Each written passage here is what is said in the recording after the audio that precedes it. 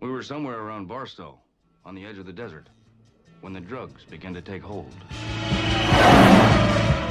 You're either in or you're out. Right now. I want to gamble.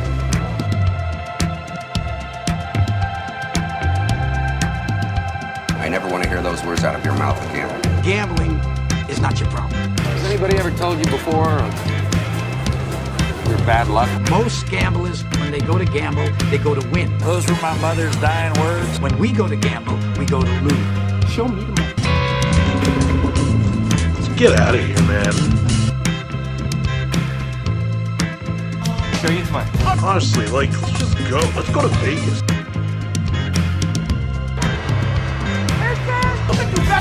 Jerry, I want you to say what you would mean it, brother. Show me the money! It's the Sports Memory Vegas pregame show.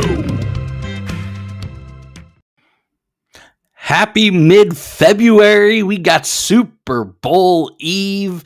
Everyone is thinking of football, but you got Newman and I here talking basketball and hockey with you. So, Newman, are you familiar of the term moving day in golf? No, not really. So it's the day where people try to move up the charts, right? It's and that's what I really think this Saturday is for college basketball. There's a lot of teams that are playing that need a marquee win, and there are a ton of opportunities on the slate today. So it'll be interesting to see if this really is a moving day for some programs that really need to bolster their resume. I don't see it. I see this is going to be a pretty chalky day. This feels like there's a lot of ranked favorites at home. What do you think about the slate today? Yeah, I am leaning towards a lot of the favorites at home. Some of these lines are pretty big though, so there might be some action getting some of that juice. Yeah. I think Vegas may make a killing today. This is, out of all the shows we've done, this is by far the toughest slate. So, all right, let's get into it because there's a lot of games to cover today. And the first one is the number one team in the country. The Aggies go into Auburn. Auburn is a 12-point favorite. Auburn's coming off a loss. Does Auburn make it 2 in a row, or do they bounce back here? So they actually haven't played great lately. They went to Georgia and had to pull out a nail biter there when they were a heavy favorite. It was an awesome game last Saturday. And then suffer that loss midweek. So, but they're playing without their point guard for the game against Georgia. So that plays a big factor in that game. And everyone can take a loss here and there. So I do expect them to bounce back, especially at home. Where they're undefeated, Texas right? A&M's They're undefeated, and they're Texas A&M's 17-7. No, they're on a snide. They've actually lost 5 in a row. I think the Aggies make it 6 in a row. I think Auburn covers, and I think Jamari Smith goes off. Yeah, I mean, this is one of those where, when you've got a really good team like that's never really experienced this kind of success before, but the coach has kind of been there. He can use this as a teachable moment, that loss that they took. And then, then they can go in there and they'll probably take out some anger on Texas A&M here today. Yeah, I think so. Let's stay in, or actually let's move over to the Big 12, where we got Texas at Baylor, kind of a marquee 12 o'clock tip. Not my game of the day, but I do have a lock of the day, and it's the over. Both these teams have scorers. Both these teams like to play fast, and the over/under is only 130. So if you want to hope for hoops, take the over in this one. But Baylor's only a 6-point favorite. Which way are you leaning in this one, Newman? Yeah, I mean, Baylor's actually also not played great basketball necessarily of late. They did suffer another loss last week. So, this makes it a little bit more questionable. I've been kind of high on Texas with Chris Beard, and I think this is a team that will move in the right direction. But Baylor at home and only being a 6-point line, I'm comfortable giving out the Bears and the points.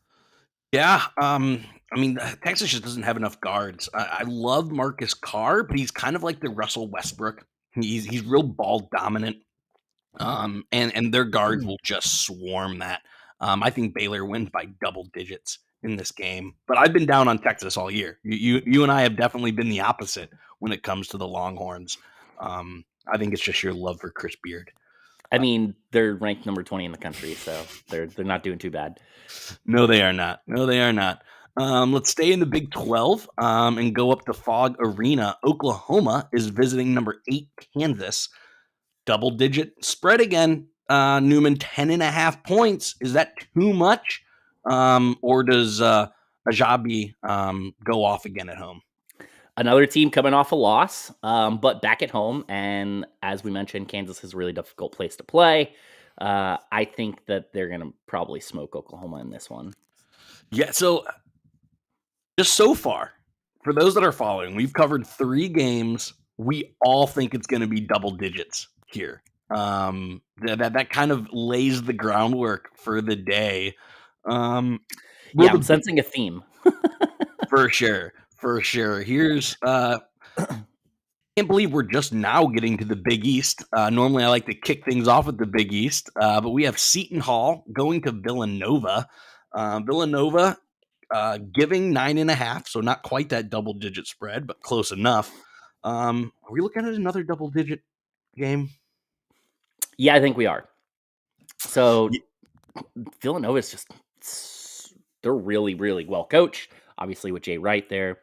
And they have one of the better players probably, in the country in Connor Gillespie there. So that all being a factor, Seton Hall's actually, they're pretty decent, but they've kind of slipped of late. And I expect Villanova to be able to take care of business at home here. And also they tend to have a lot of depth that other teams in the Big East aren't going to have. That's one of the things that makes them so great compared to the rest of their conference, because they do recruit at a high level at this point. And, Jay Wright knows exactly what he's looking for. So Seton Hall needs this victory, honestly. They don't have too many marquee wins. They're about 500 in a non-Power 5 conference. Seton Hall really, really needs this win. This is a win, and that firms up their resume bid. They do have some good bigs. They defend really well. They just don't have the guards, and they don't have the scorers to keep up with Villanova. And Villanova is also an ATS god. The old adage is good teams win, but great teams cover. All Nova does is cover. Give me another double-digit win. Let's move. Yeah, and I think the other thing is, like I mentioned, the depth. The depth will catch Seton Hall. For sure. Next is probably the most disappointing team in the country this year. Memphis brought in 2 5-stars. They start an entire starting lineup of 5-stars, but they're bad, and they really struggle to score. They really struggle to shoot. They cannot win outside of their hideous court. Houston is a 10-point favorite, another double-digit line. I think this is another blowout city, Newman.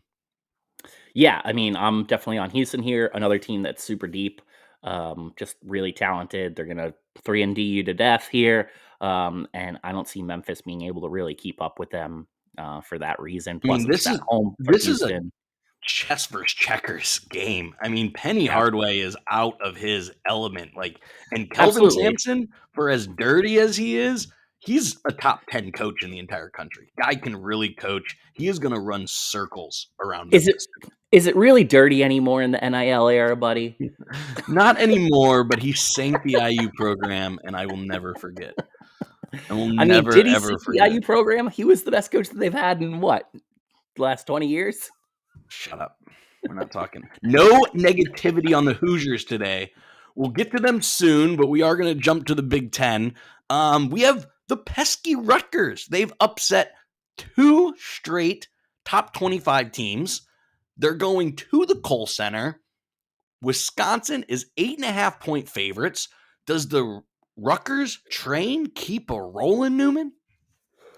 I don't think so. I think Wisconsin just has their bigs are gonna and the way they rebound is gonna be a little bit too much here for Rutgers.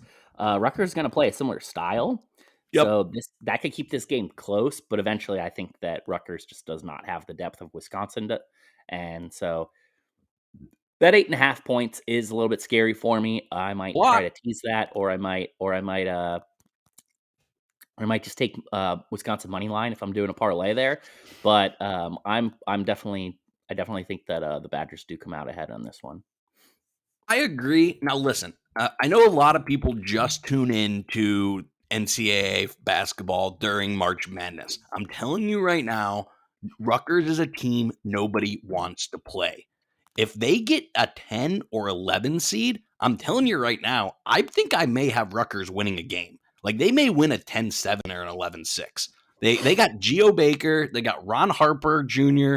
Those guys can really, really score.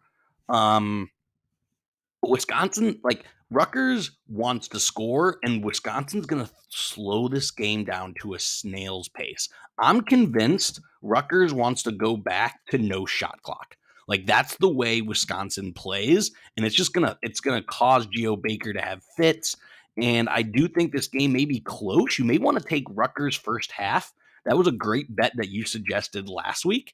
Not for Rutgers or Wisconsin, but I kind of like Rutgers in the first half, but Wisconsin they just wear on you. Kind of similar to their football team. They just wear on you over a course of an entire game. And I think this ends up being a 10 or 11 But if you're game. slowing the game down, that's fewer possessions, right, for both teams. Correct. So, Yep. I mean, that makes the under look like it's a decent play there, 132. And then also, it makes the line more difficult, right? So it's harder to pull away by 8.5 points when you expect there to be fewer possessions in the game. So for that reason, I think that's why I'm saying that I'm a little bit scared off by Rutgers and their ability to keep it close. If you want to take Rutgers and the points, good luck to you. But I don't like really betting on teams that are getting, less than double-digit points. If I'm not confident in their ability to win the game. Because end of the half, or end of the game, you could always see, those free throw opportunities where the team's like, oh, we're going to foul them and see if we can get back in this. And then the team's hitting their free throws or not hitting their free throws determines whether or not they cover the spread. I don't like it when that's the case. So I like to stay away from single digits for a lot of these if I'm not taking the you mentioned a tease. You mentioned a tease with Wisconsin. Just thinking, I like it the other way. I think I might tease Rutgers plus 10. The line, tease the line a little bit that way. Sure. Yeah, yep. That's what I like. Everyone in the Big Ten wants to talk Jaden Ivey in Purdue, or Kofi Cockburn in Illinois, or Trace Jackson Davis in Indiana. Johnny Davis might be the best player in the Big Ten. He is fantastic. Here's a take. Johnny Davis is the best Wisconsin player to play in the 2000s. He's better than Ethan Happ. He's better than Frank Kaminsky. He's better than Sam Decker.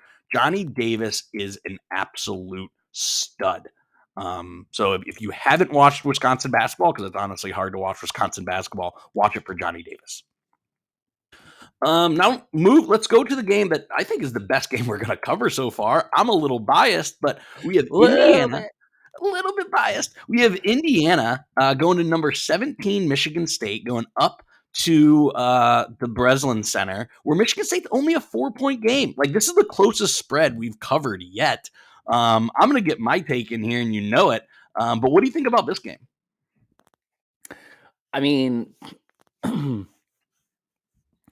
TJD is really good, and so that plays a factor in this one. I actually thought that Michigan State would be able to go take care of business against Rutgers, and they didn't. And we said that game was smelly last week, but we all picked Michigan State anyway. So I'm not getting fooled again. I'm not getting fooled again. They ruined my parlay. I went 4 out of 5 on my parlay, and they ruined it. So Sparty's a little bit, they're a little iffy right now, and sometimes I think that you do see this with them. They hit a little bit of a lull right before the Big Ten tournament, and then they play well in the tournament, and then they carry that forward through to, the NCAA tournament. But come on, you're going to pick an upset. I can feel it. I mean, it's an easy thing to do is to grab that upset. I mean, when the line's this close, Indiana's playing some good basketball lately. I mean, I would like Indiana more if this game was obviously at Yes. Assembly Hall. But that being the case, they're definitely kind of needing a win here. Yes. So I think I'll go ahead and ride with them. Why not? Again, I mean, we covered Texas A&M need the win. Oklahoma need the win. Seton Hall need the win. Rutgers doesn't necessarily need the win. They're probably in the best position out of the teams we've covered so far. But Indiana showed that they can beat top 25 teams. They've beaten 4 top 25 teams this year. TJD has never lost against Michigan State. He is 4-0 in his career. The only games Archie Miller could win was against Michigan State. So I am picking the Hoosiers. And I'm not just biased. I picked Illinois the week before. This is actually the first time on the show I've picked Indiana. So I try not to let my cream and Clemson glasses fog things up. But I am picking the Hoosiers as my upset of the day. I really, really like them today because I think they're just going to dominate in the post. And Michigan State doesn't have the shooters to kind of cancel it out. Let's move to the SEC. First SEC game we're covering today. And it's Florida, who's got a great big man. We start with the SEC. I always forget. Texas A&M is in the SEC. It's all right. Florida going to number 5 Kentucky. Another almost double-digit spread, 9.5 points. Newman, I think Kentucky's the best team in the country.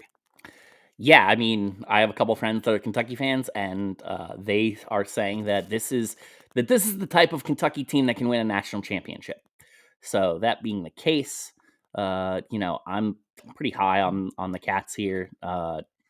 Obviously playing at home against Florida team that's typically been one of the better teams in the East in terms of basketball, but I don't really think that Mike White can coach that great. Normally, Larry Hamilton has been handing him his bag. They did get him this year. Florida did manage to beat Florida State this year, but a lot of teams have.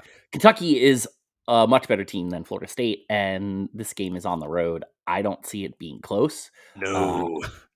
So yeah, I'm on the Cats all Florida really needs to get their big man going. Oscar is going to cancel him out, and Appleby needs to be able to get up and down, but he's going to be chased. Too much depth. Athletes. Kentucky has too much depth they can throw at Florida, Exactly. and Florida just cannot keep up. They're not a particularly deep team to begin with, and Kentucky's super deep. So yeah, no chance here. No chance. Another double-digit win. Let's jump back to the Big 12. We got the Fighting Jamie Dixons going into Texas Tech. Texas Tech is a 10.5-point favorite. You like Jamie Dixon and the crew today, don't you? Yeah, I'm on TCU to cover here. This is one of those where it's pushing to double digits. I think TCU is a pretty good basketball team. They don't have many losses this year, and they don't really have any bad losses. So, Texas Tech may be ranked, and they're, seem to be a really quality team. I do like the Red Raiders in general, but 10.5 points just seems like too much to me, especially when you see a line this low. Expect kind of both teams to play a little bit slow and really take the air out of the ball. I like TCU to keep it close enough, so I will take the 10.5 points. Yeah, especially if Vegas is only think this game is going to be in the 120s, right? Like that like you say it all the time. That means fewer possessions. And 10.5 points is at least 4 or 5 possessions. That's a lot in a game that's going to have minimal. I'm changing my bet to TCU plus 10.5. I thought we were going to finally disagree, but you're. No, I love Bryson Williams enough to sway you. I like you do that, Newman. Sometimes you just make too much sense, and even though I want to be a contrarian, sometimes I just can't. We talked a ton of TCU. We talked a ton of Texas Tech. We're going to jump to 2 teams that we haven't talked about. Number 23, Murray State, the best Murray State team since the John Morant days, going to Morehead State. Morehead State is a plus 2.5. If you're asking what is a Morehead State, that makes 2 of us. KJ Williams is a dominant big man that you normally don't see in that conference. I think he absolutely goes to work. And Murray State's going to win this by more than 3 points, Newman. Our buddy Kurt, his brother actually played football at Morehead State. Also, it's got a great name because who doesn't want Morehead? So I mean, that all being said, I'm definitely on Murray State here. This line is only 2.5 points. This is so like the it's Michigan State game last week. Like, Yeah. I'm going to have Murray State in every single one of my parlays today, and it's probably going to be the game that screws me. Yeah, I mean, you might want to take them out, a couple of them, but yeah, this is kind of a stinky line, just for that reason, 2.5 points, etc. But it is over that 130 marker. Murray State obviously is the better team for a reason, plus the ranking and stuff like that. So I think that they can cover 2.5, and I will take my chances with the Racers here. There we go. Now, if you don't want to bet on Murray State and Morehead State, that's fine. My actual lock of the day for teams that people will actually recognize is Marquette at Butler. Marquette is one of the best ATS teams in college basketball this year, and Butler, they're going to fire their coach. They're a dumpster fire. I can't believe this is only a 3.5 point line. I mean, Butler's under 500. I get it. It's Hinkle Fieldhouse, kind of a magical place to play, but man, Shaka Smart has Marquette rolling. 3.5 points. I'm taking that all day to the bank. Yeah, Shaka Smart's really good. Obviously, took multiple runs with VCU and stuff. Left Texas in good shape in terms of like recruiting, but he didn't get the best out of them for some reason. Maybe it's just the style that they were trying to play is not necessarily great for that. But Marquette coming off, wins over a win over Villanova and then a loss to UConn. Actually, they should be pretty locked in. My Huskies. They lost last night, but don't rip my Huskies. I like it. Yeah, I mean, Marquette only 3.5 points. I don't think Butler's any good, so I'm willing to take what are they? The Eagles now.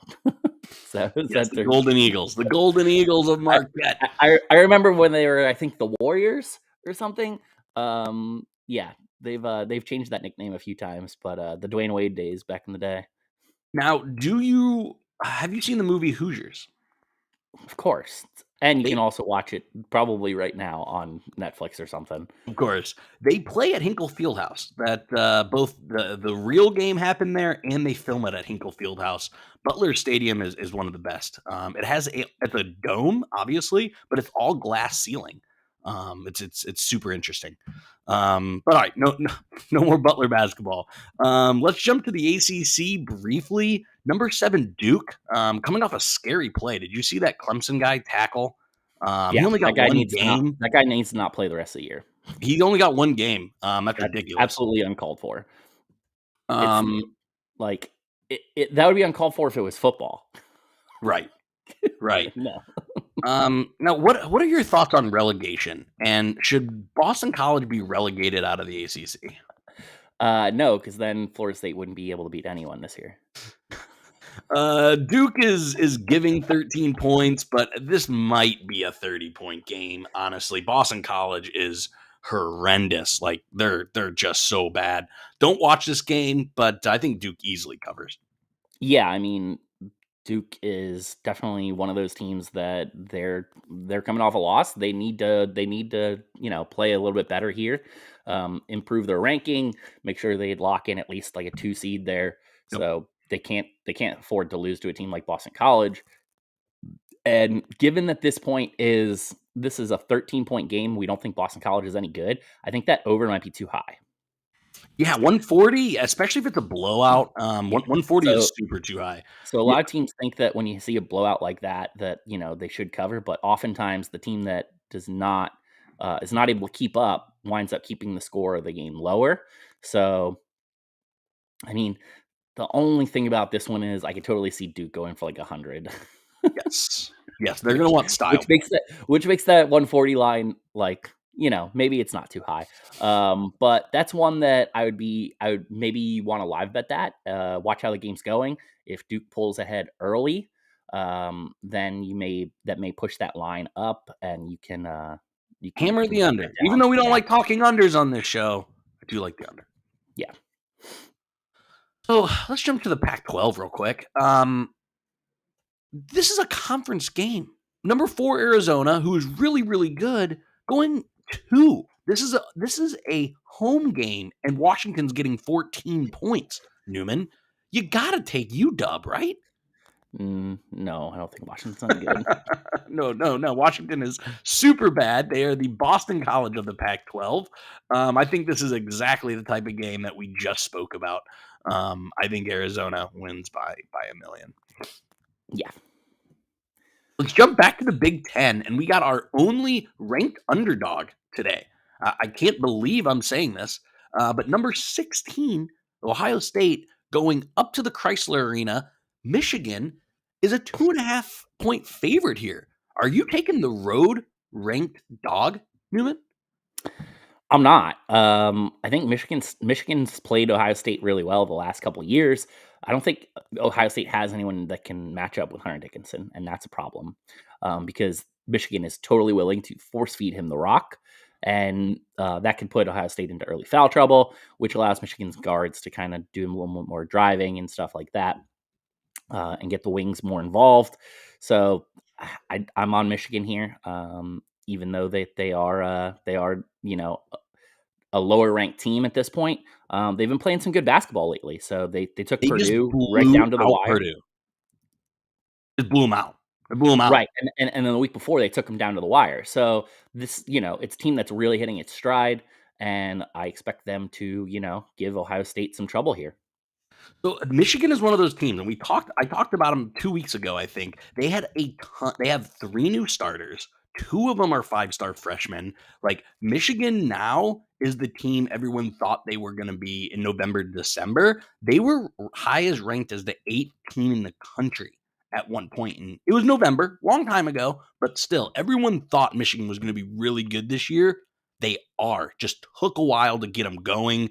I like Michigan to hold firm on home court, mostly because, like you mentioned, Ohio State, they go 6'7" Kyle Young at power forward, and they go 6'8" EJ Liddell at center. Hunter Dickinson is a legit 7'1".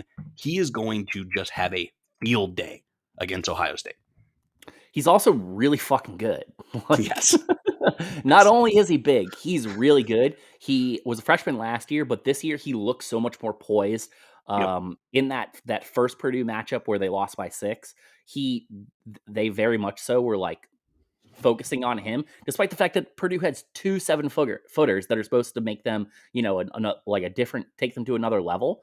And Michigan's right there with them in it at the very end of the game. Pulls away late because of a couple free throws and stuff, but then they come back and they absolutely torch them at home, right? So rivalry game at home. They've got a player that essentially can't be defended by Ohio State. I'm all over Michigan in this one. Absolutely. All right, let's go to, I called my upset last week, right? I nailed it. I said Vanderbilt was beating LSU at home. I'm renaming this show the Scottie Pippen Jr. Show. I love this kid. Can the Commies do it again against your hated Tennessee Vols? You also don't like LSU, so you were going to take Vanderbilt no matter what in that game. I don't particularly think Rick Barnes is that good a coach. So I could totally see Vandy covering here, but I think Tennessee probably wins this game. But 12 points is a lot, and I think that Vandy's able to keep it close enough. Vanderbilt, again, I said it last week, Scottie Pippen, unfortunately, is probably never going to be able to play an NCAA tournament game. That's criminal. They need this game. Can they do it again back-to-back Saturdays? I don't think so. I don't think they win. I do think they cover, though. Give me Commies to cover all day. Let's jump just real quick. And I don't mean the Washington football team. I just want to cover this game real quick. DePaul, who hasn't been relevant for 25 years, is going to Providence. We just haven't talked Providence at all this year. They're an 11th ranked team. They're giving 9.5. Al Durham's really good. Nate Watson's really good. But here was a fun little stat I read. They are the luckiest team in the NCAA, according to KenPom. What that means is teams are shooting free throws horribly. Teams are turning it over more than they ever have, and Providence is out shooting any ranking that they ever have been projected to have. Like right now, Providence is breaking KenPom because they don't make any sense. I love them in this game because honestly, I mean, talk about relegation. The ball should be a D2 team. But be careful with Providence in the NCAA tournament. I'm just So saying. that's you're calling a 4-13 upset right there, probably. Maybe, yeah, for sure. If they fall to a We'll 5 see how the seed, this will matchup. be We'll a see how close we'll five. see how the matchup goes. But yeah, it's one to watch for. Yep. All right, let's jump to St. Mary's versus Gonzaga. This is a conference game. St. Mary's is ranked 22. St. Mary's is good, yet they're getting 15.5 points. What do you think about this game? Yeah, St. Mary's is typically pretty good. And once again, this year, they're right there. So 15.5 points is quite a bit. Unfortunately, they're playing against Gonzaga, who has, an absolute freak in Chet Holmgren. That guy very much so could be the number 1 overall pick in the NBA draft this year. And Gonzaga doesn't just beat teams. They blow them out, typically. Style points. So, yeah. And that's the thing. In this conference, they don't have an opportunity to play a lot of really good teams. They did torch BYU last week. We called that. Wasn't even close. And I expect this game to be closer than that, but I don't think that St. Mary's going to be able to cover the 15.5 points. No, I think you and I have been running Gonzaga to the bank, and it's not going to stop today, even though it's a good St. Mary's team. Game of the day is unfortunately at 10 p.m. in the Pac-12. We got Jamie Jaquez going against Isaiah Mobley. USC at home is getting 2 points. Can USC pull the upset at home? Yeah, this is my boy, Andy Enfield. They're getting 2 points at home. I'm going to take the points. I mean, why not? We finally disagree. It took to the last game. Let's go ahead and take USC money line here with a chance to win at home. And we'll see what happens. I wouldn't put a lot of dough on this, but I think that there's a reasonable case for them to win this game.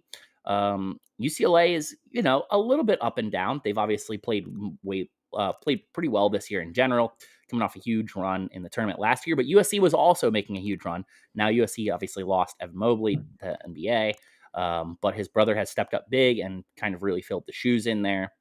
Yep. And I just think that USC is going to be good enough, plus super rivalry game here. What else are people in LA going to be doing? With Super Bowl weekend. There's nothing else. There's Super Bowl weekend, but this game, like you said, it starts at 10 on the East Coast, right? So it starts at 6 on the West Coast. I expect there, a big game like this, I expect there to kind of be some fanfare in the stadium there. A lot of potential celebrities, stuff like that. You catch this, go 6 to 8, go grab some dinner after 8, then you hit the parties. So it's going to be popping off there in LA, and I think that could play a bit of a factor here in the atmosphere. So I like USC here. I'll take those points, or I'll bet at money line and get some juice on it. Doing my best, Lee Corso. Not so fast, my friend. Tiger Campbell. USC just doesn't have a guard that can keep up with him. That guy is a firecracker. He goes 160 miles per hour, sometimes for good, sometimes for bad. But he's little, man. He is little. Why so fast? As a little guy, you could throw some size on him, even if it's some guys that are on the end of your bench. Plus, Andy Enfield, like I said, he is a good coach. Tiger. He is a good coach. He can scheme some stuff up. I think that there's a chance here that that he's got something planned for him. Yep. I got one NHL game for you, Newman. Kind of a big game for Lightning fans. We have the Hurricanes going into the Wild. I like an upset. I like the Wild at plus 150. It's my plus money of the day. What do you think of that? Do you think the Wild can pull the upset on the Hurricanes? I mean, probably not. Yeah, I know you love the Canes puck line plus 195. That's pretty juicy for the better team. You're getting plus 200 there for Canes puck line. The Canes are one of the best teams in the league.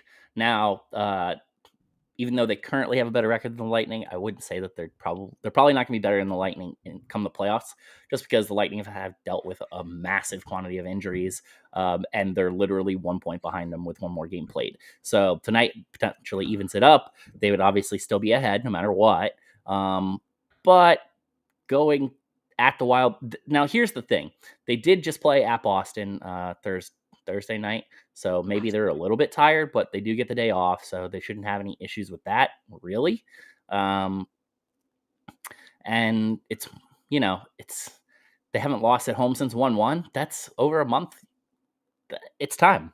It's time for the Wild to lose. It's time for the Wild to lose. Yeah, you can't win them all, man. You can't win. All right, marathon of a show today. We got one more game that I want to cover, and it is your Seminoles needing a win. They need to right this ship. Do they have any shot in Chapel Hill today? No. No, I don't think so either. UNC, this would only be a quad 2 win. It would only be a quad 2 win for them. This would be a quad 1 for Florida State. This is a really big game. But I think it keeps rolling. No, we lost Malik Osborne, and that really shifted the way this game was being played, or the way this team has played all year. They're kind of lost offensively. They don't have the guard play to really do what they need to do.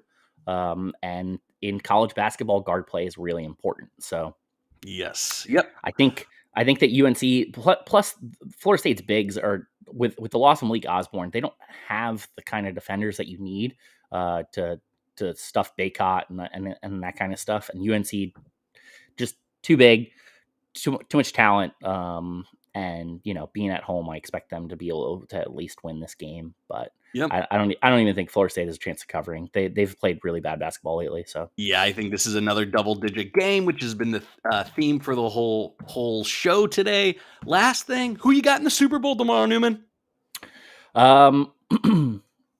So I think that the Rams are going to win because Aaron Donald big. Aaron Donald's a force. You got Von Miller on that defensive line, and the Bengals offensive line is not that good. I'll be rooting for the Bengals as I'm a Bengals supporter, but either way, Florida State is getting a ring out of this because the Auden Tate is a Bengals number 4 wide receiver. And the Rams have Jalen Ramsey and Cam Akers, who are 2 of my favorites there. So either way, Florida State is going to add another ring to the cabinet or 2. But I would lean that this is probably going to be the Rams. I do think that some people think that this may be the Bengals shot, and that things are going to get way more difficult for them. I don't necessarily agree with that. When you've got the quarterback and you've got those wide receivers, you can draft and add depth. And it may not be next year, but they'll make another run here. So I don't want to see another Montana-less second-year run and then never make it back to the Super Bowl out of the Bengals. Right, exactly. All right, guys, we will talk more Super Bowl tomorrow, same time, same place. But Newman, I got more drinking to do because if you don't start, you can't drink all day if you don't start in the morning. Cheers, brother. Till next time. Later.